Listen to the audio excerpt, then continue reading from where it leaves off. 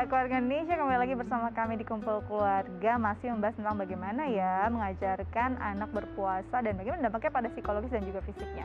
Nah, untuk membahasnya, hari ini kita juga akan ngobrol dengan Ibu Vivi dan juga Kansa ya Mbak Ayu. Kita sapa dulu. Halo Ibu Vivi. Kansa. Assalamualaikum. Assalamualaikum. Waalaikumsalam. Halo. Semangat puasa ya hari ini ya Kansa dan Bunda Vivi ya. Ya.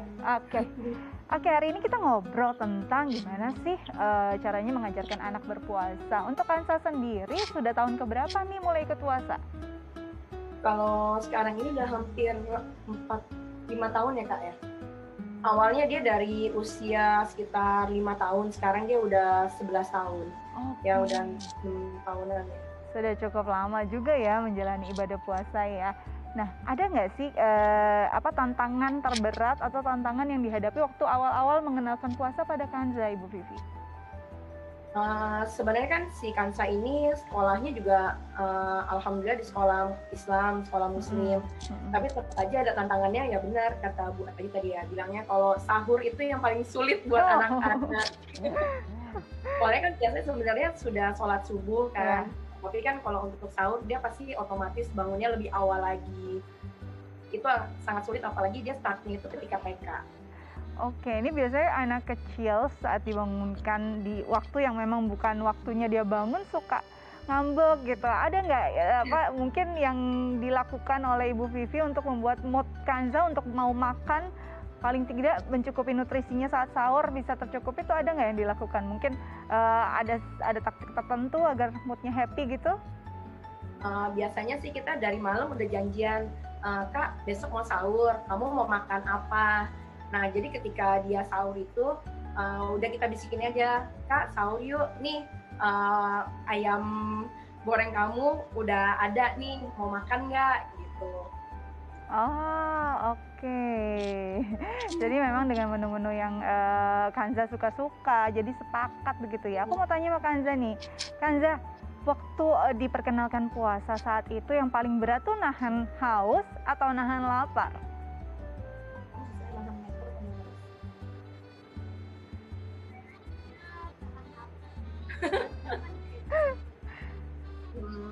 Jadi dia lebih susah tahan lapar. Soalnya kan kadang-kadang di area sekolahnya itu memang udah nggak ada yang buka jajanan, tapi ketika kita keluar dari gerbang itu kan ada banyak jajanan. Seperti itu sih susahnya kalau di sekolah juga, walaupun udah sekolah area Muslim, hanya di kantin dalamnya tidak buka. Tapi ketika dia keluar masih pada berjualan gitu.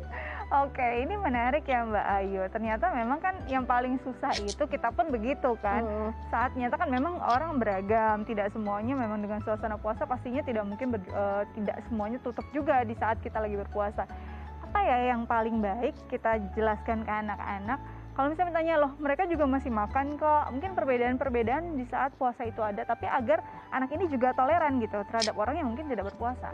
Oke, kita bisa jelaskan ke anak sebetulnya. Kalau misalnya ada yang bilang, oh dia nggak puasa gitu. Bahkan kadang-kala bukan orang yang tidak berpuasa ya, tapi maksudnya teman-teman yang dia nggak berpuasa sementara saya udah mulai puasa nih misalnya kan. Ada beberapa anak yang kondisinya kan gitu, yang di keluarganya sudah diajarkan berpuasa misalnya dari SD kecil kelas umur 6 atau kelas 1 SD, sementara teman yang lain 1 SD belum berpuasa gitu kan, sehingga akhirnya jadi pertanyaan untuk dia, kok temanku ada yang puasa, ada yang nggak puasa sementara aku harus berpuasa. Nggak apa-apa, dijelaskan aja bahwa ya nggak apa-apa, itu kan teman kamu, artinya kakak sudah jauh lebih hebat karena sudah bisa mengikuti kegiatan berpuasa, tahan haus, tahan lapar gitu. Sementara temannya belum. Nanti kapan-kapan temannya kita ajak aja untuk berpuasa supaya dia juga ikutan merasakan nikmatnya bulan Ramadan. Nanti bisa tanya lagi ke si anak, kalau lagi buka puasa enak nggak gitu kan? Langsung konotasikan lagi dengan sesuatu yang menyenangkan lagi. Iya, habis haus terus bisa makan apa yang aku suka. Biasanya anak-anak tuh diiming-iming dengan mau buka puasanya pakai apa gitu kan, nanti dibeliin gitu. Kalau buka puasa enak nggak? Iya enak, dibeliin. Nah kalau nggak puasa nggak bisa merasakan kenikmatan yang itu gitu. Nanti rasanya biasa aja gitu. Jadi saat ada challenge, ada orang, nggak apa-apa tanyakan bahwa mungkin dia berbeda dengan kita, tapi nggak apa-apa. Ada keuntungan-keuntungan yang kamu dapat kok kalau misal kamu tetap berpuasa.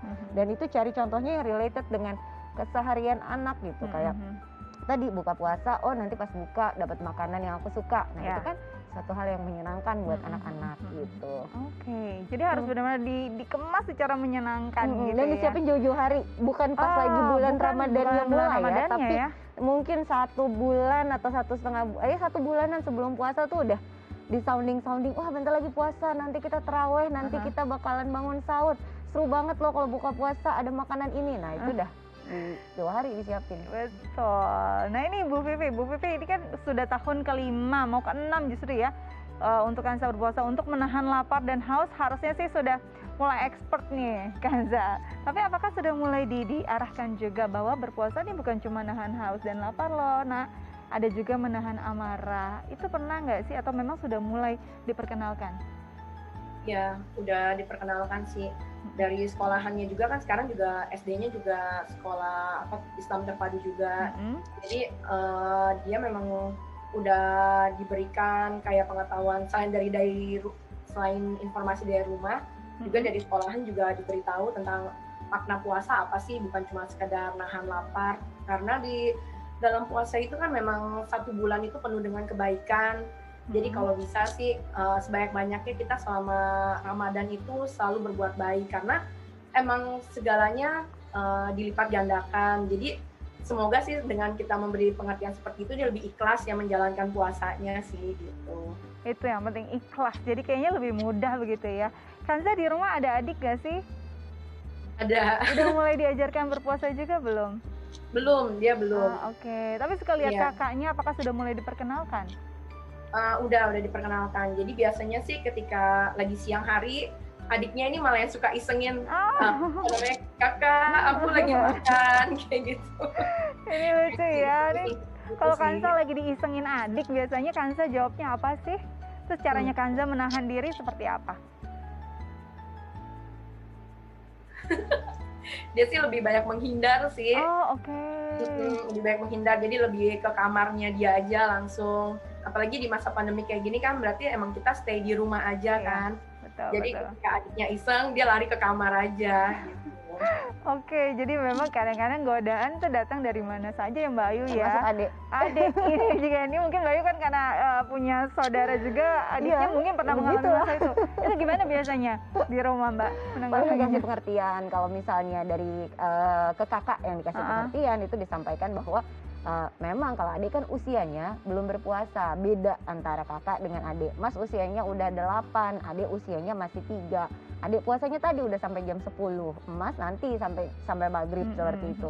Kalau saya biasanya menjelaskan itu, maksudnya secara fair bahwa memang ini adalah 2 kondisi yang berbeda gitu. Jadi tidak bisa disamakan. Kadang-kala suka bertemu dengan kondisi yang aku juga mau makan kayak adik gitu kan. Adik belum, aku juga mau makan kayak adik. Nah itu dijelaskan bahwa adik kondisinya berbeda. Semakin besar, tanggung jawabnya makin besar, pinternya makin banyak. Artinya jadwal puasanya juga makin panjang. Biasanya pemahaman itu akan lebih mudah diterima. Betul, dan balik lagi kita nggak boleh marah juga, nanti dikembalikan lagi. Oke, Ibu Vivi, di sini kan ada Mbak Ayu sih, kalau kita mungkin ada yang ingin ditanyakan nggak seputar tema kita hari ini? Sebenarnya kan waktu pas yang si kakaknya ini memang udah dari lebih cepat ya sekolahnya, jadi udah terbiasa dengan berpuasa. Nah ini yang kecil ini nih emang agak sulit karena dari sekolah TK-nya pun dia terlambat karena pandemi ini, jadi saya belum memasukkan ke sekolahnya. Jadi tuh kan karena kalau anak-anak namanya kalau berpuasa dengan bareng-bareng teman-temannya mungkin dia lebih bersemangat kan ya. Nah ini hanya kakaknya dan kita sama ayahnya gitu, jadi dia kurang bersemangat. Kira-kira kalau dipaksa juga kasihan juga, baiknya gimana ya Bu ya? Usianya berapa? Umurnya 5 tahun. Oh 5 tahun, oke. Berarti TK besar ya? TKA ya? TK-nya. Oke. Tapi belum saya masukkan. Oke, karena pandemi. Jadi gimana caranya mulai pendekatan? Karena berbeda kondisi dengan si kakak. Iya benar, kalau misalnya ada teman-teman rasa-rasanya lebih seru ya sama teman-temannya gitu. Jadi sekarang berarti yang harus dilakukan adalah mensubstitusi kondisi serunya teman-teman di keluarga. Udah mulai dibangun nuansa-nuansa berpuasa dari jauh hari sebelumnya gitu kan.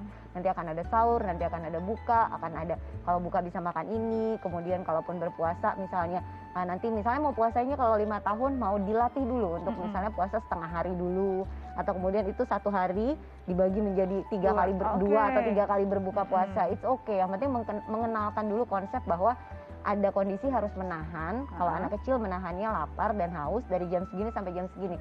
Itu saja terlebih dahulu gitu. Sambil dibangun nuansa-nuansa yang menyenangkan dan menyenangkan dan membahagiakan terkait dengan puasa dari beberapa hari sebelumnya. Setelah berhasil jangan lupa untuk dikasih reward. Wah hebat, udah selesai puasanya, alhamdulillah. Itu hebat ya, gimana rasanya? Enak nggak makan atau minum minuman segar setelah puasa seharian gitu kan? Wah enak, besok lagi ya gitu. Kalau mendapatkan penguatan perilaku, insya Allah anak-anak juga pun akan kemudian bersemangat untuk melanjutkan puasanya. Oke, jadi kira-kira seperti itu Ibu Vivi, coba dibangun keasikan berpuasa yang tadinya mungkin kakak dapat itu di sekolah bersama teman-teman, ini ternyata memang harus dibangun di rumah karena kondisinya pandemi begitu ya Mbak Terus Ayu ya. film-film nuansa puasa, film-film kartun kan banyak ya. iya. Biasanya kan sekolah memperkenalkan itu. Nah ini dikenalkan dari rumah itu juga nggak apa-apa. Udah mulai ditunjukin. Ada beberapa film-film kartun kan yang menggambarkan puasa. Nah, itu udah mulai masuk sehingga dia udah punya bayangan gambaran tentang puasa kayak gimana. Oke, jadi mempunyai gambaran tentang puasa yang menyenangkan, apalagi bersama keluarga. Nah, Ibu Vivi kira-kira seperti itu, mudah-mudahan bisa diterapkan di rumah ya bersama si kecil ya. Oke, Ibu Vivi dan Kansa terima kasih banyak. Ya, Semangat puasanya ya. Ya, Sampai jumpa. Ya. Oke, jadi memang ternyata perlu banget ya orang tua tuh harus berpikir kreatif juga nih selama bulan Ramadan untuk bisa paling tidak anak ini kan 30 hari, moodnya harus bagus juga sampai akhir itu gitu. Dan bagaimana ya kebiasaan yang baik ini bisa teruskan juga setelah Ramadan. Nanti kita bahas, tapi kita jeda dulu ya Mbak Ayu ya. Nah, keluarga Indonesia jangan kemana-mana, tetap bersama kami di Kumpul Keluarga.